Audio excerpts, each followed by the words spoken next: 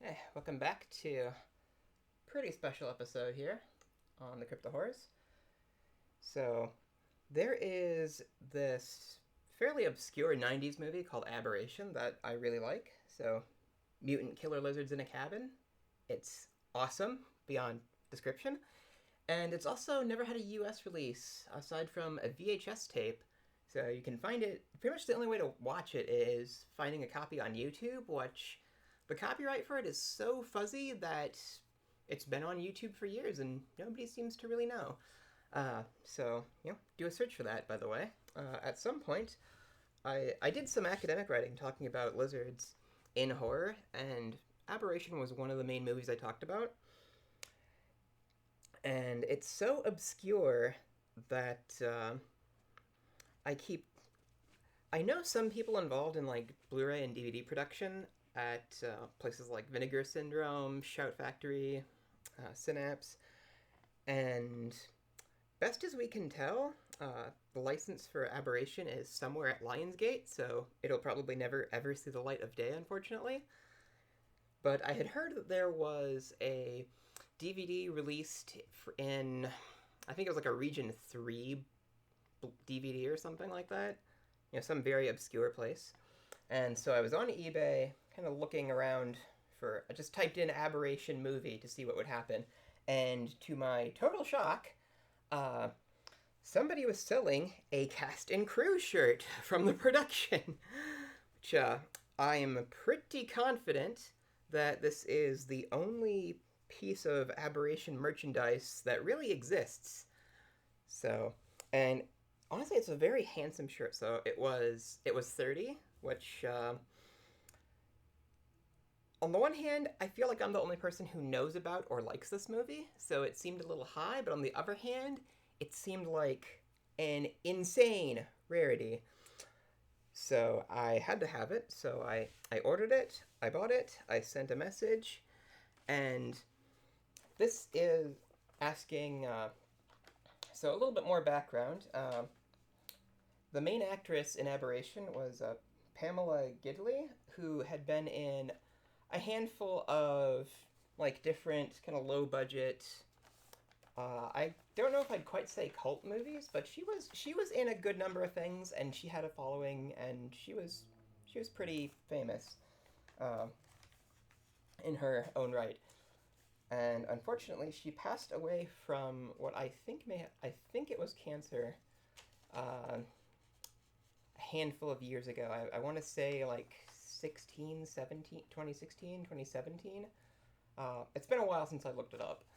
Uh, and apparently, this was her cast and crew shirt. So, I sent the. That was actually in the listing. Let's see if I can.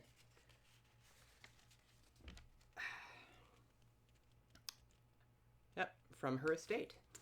And so I asked, because I wasn't exactly sure, I didn't even know she had passed away when I bought this. So I was like, estate. So I sent them a message. It's like, I love this movie. Uh, do you have anything else from it? So what I was really hoping for was maybe like whoever saved the shirt also got like one of like the rubber lizards from the production or something. Apparently not. So here's the reply I got. Hello. Sorry I don't have anything else from Aberration.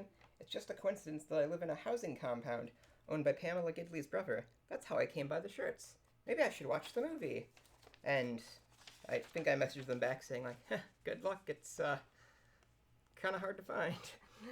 Uh, but so yeah, this is the lead actress's cast and crew shirt. I'm not going to wear it. Like it's something that I want to. It's something that I want to like display and like really take care of, just because I love this movie so much, and it actually has a fairly intimate connection to the production. Uh, and also, it's in spectacular shape. Like it's not faded at all. Like I wonder if it was ever really worn all that much. Although it might have just been like washed. Although, well, you can kind of see some like dog hair and stuff on it. So I think it may have actually been used from the back, but pretty simplistic design. So you had that mosaic of lizards on the front, and then on the back, it's evolved. Which that was kind of the premise of Aberration. It's like these lizards rapidly adapt and evolve to whatever is happening to them. So like they're able to drown one, and then the next one they try to drown, it appears to die, and then it sprouts gills and keeps coming after them. It's honestly a very fascinating movie, and I am pretty stoked to have just some piece of the production in my collection. So we're also being kind of really careful to keep it folded and in good shape too.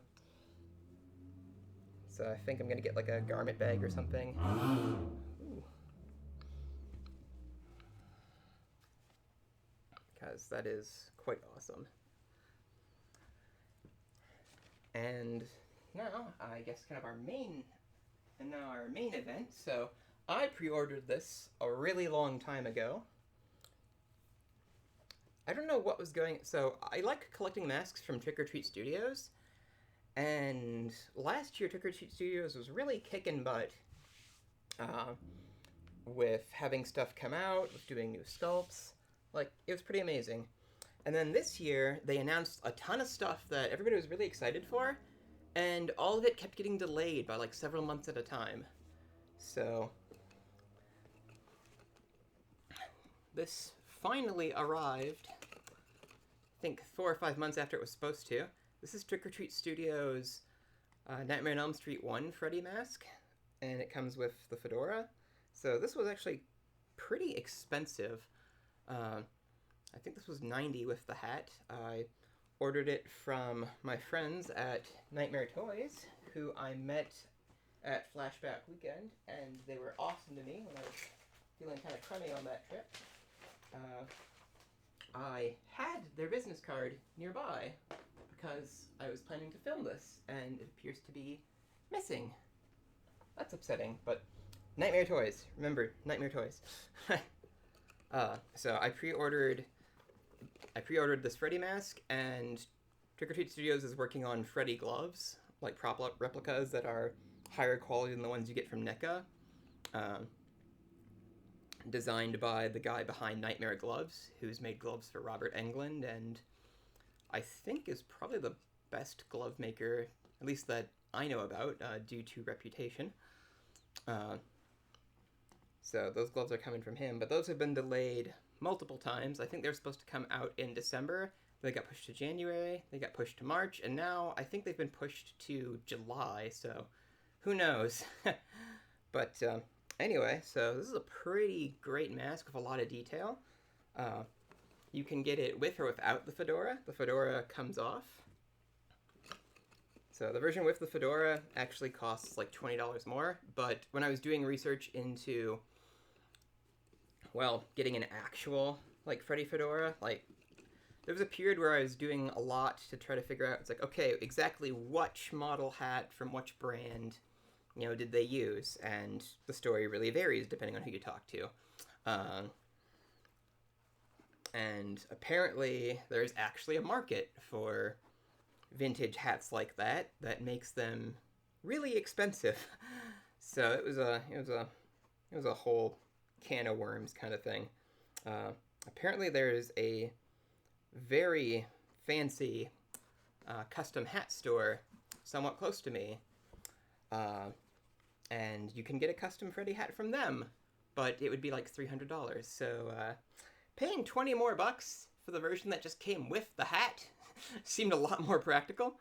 So the hat itself is pretty nice. It's well, you can kind of tell it's a costume hat. Like, it's stiff. It doesn't really bend like a whole lot, or at least I don't want to bend it. Like, it's been aged and kind of like flocked. I think it actually looks better in the dark. But it has like this kind of grimy texture that's difficult to describe. It has the band, which the first Freddy hat did. And apparently, so in the research I was doing, the Freddy fedora from the first Nightmare on Elm Street is actually kind of like a charcoal gray. It just looks brown, like, in the lighting. But I think it's probably fine if you want to have, like, an accurate costume to go with, like, the brown hat, because in most of the lighting situations you're going to be in, like, Because right now I'm shooting this in daytime with like full light. Like there's light from the windows, there's light from my lights. You know, there's light everywhere. You can tell it's brown. If it's slightly dimmer, it looks pretty gray. Even now, when I've been kind of rotating it and the camera like focuses it, like it just looks gray in some of these shots. So I wouldn't be particularly concerned about that for the color. And then as for the mask itself, so I still have the tag on it because I didn't want to take it off without doing this video. But the sculpt itself is pretty intense. So you get a lot of detail. You can see like all of his burns. Like it's got a lot of the blackening that you see on Freddy's face. And since the Freddy outfit is more of a elaborate makeup than like an actual mask, I think it's probably very difficult to translate into a good mask. But Trick or Treat Studios has really pulled that off here with the Nightmare 1 design. So they also have a... so Freddy's look slightly changes in each movie. So they also made they made a Nightmare on Elm Street 2 and a Nightmare on Elm Street 4 version of the mask. And those looked pretty good, but I wanted kind of classic Freddy. And I am going to... Well, I'm going to put this on in a little bit so you can see like how it looks when it wears, but just give you some good shots of the sides. So it's kind of rigid, like it holds its shape fairly well, but I keep having to hold it by the ears to kind of keep it stable. So see, they really nailed a lot of the burns. Plus the stuff on the top of the head that you don't really see when you watch the movie, unless you're like weird and freeze framing it. Oh, and it's got a hole for the mouth. So, because some of the TOTS masks, it's just like not an opening. Like I think the Leatherface mask, I don't think the Leatherface mask had like a mouth hole there. But if I remember correctly, it does actually fit pretty tight to your face. So you can't really emote like you could in the makeup, but you'll be comfy. So with that said, I'll be back in a second to put this on and really show you what it's like. And hopefully you'll still be able to hear me because I don't have a way of getting the microphone inside the mask, so I might be kind of muffled. Well, we'll find out. Whoop, and we're back. So hopefully you can hear me. I turned the gain on the microphone up, so if the audio sucks, sorry guys. But as you can see, it actually looks pretty good. So the neck, I keep trying to pull it tight to the mouth hole. So the neck in like here is actually pretty tight space, so it's a little difficult to get on. It's one of those strange masks that has kind of weird inner proportions. It fits fairly close to my eyes. And I'm getting quite a bit of echo in here. So hopefully you don't have to do a whole lot of talking if you get this. Or maybe you could like split the mouth open a little bit. Wow, that was quite the echo. But, so let's try tucking it in.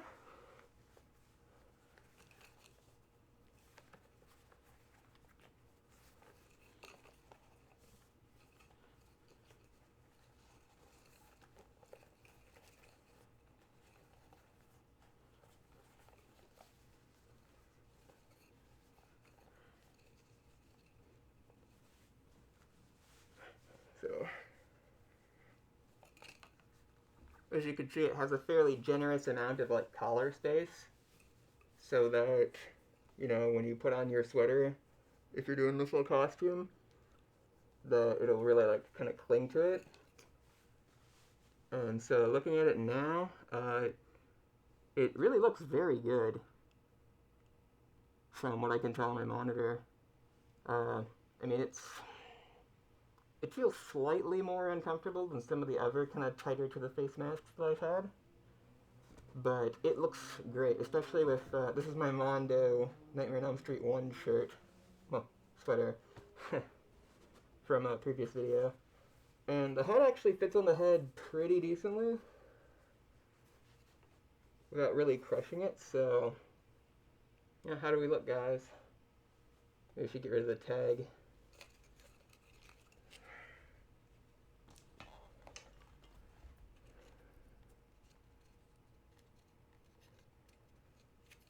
This is dangerous as hell. I can't see shit.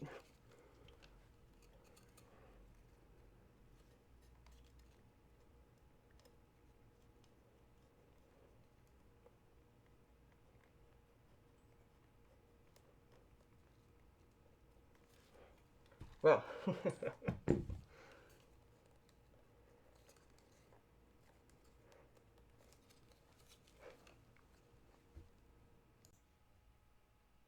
had to go and get scissors like a normal person. But anyway, so side.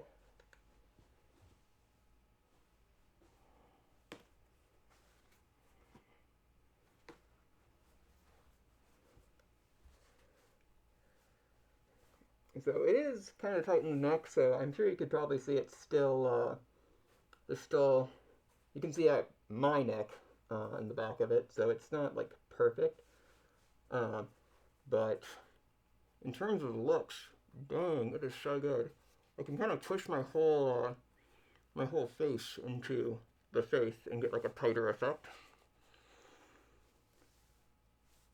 So plus it's really staying in place too because of that like neckline that they included. So also I'm sure you saw a little bit of the preview, so I reached out to Nightmare Gloves and I'm currently working with them on getting my own custom Freddy Glove, kind of based on different designs or with like knives I like, and so this is the mock-up of what I will eventually be commissioning from them. So it is very crude, and I wonder if maybe the blades I picked are a bit much. But yeah, kind of a preview of things to come. So it'll look a lot nicer when it's actually not just a bunch of knives I taped to a glove to try to get the idea of what the look would be like. So just need to pick a back plate, finish the commission, but I can emote with it pretty good, I think. Yeah. But actually, let's try it with a legit prop glove. We knock over a bunch of stuff. This is NECA's Dream Warriors prop glove, which doesn't fit, well, a human hand particularly well, but that's why we're getting the custom. But as you can see, pretty good overall. So, I mean, this mask is expensive, but it's really worth your money, in my opinion. So, if you can find it from Trick or Treat Studios, you know, maybe pick it up now, because who knows what's going on with the production of these things. Like, if they'll be more available anytime soon, because I believe these are imported. And, it's getting a little hard to breathe in here. Guess I didn't plan for people to do, like, a whole lot of talking in a sweater, which is ironic, actually. But, who knows, like, how many of these they were able to produce, like, in different waves. So if you have the opportunity to buy it, and you want it, buy it now. Because if it's anything like the gloves, where it's, like, a wave of, okay, we were able to make a couple here, a couple there, and then ship them out. But, yeah, so I would recommend this product, especially from my friends at Nightmare Toys. Hey guys, if you're watching. And, yeah, so, I think I've run out of things to say. So, hope you had fun. Like, share, and subscribe. And hopefully you can actually hear me, so I bet I sound terrible when I check this video out, so later.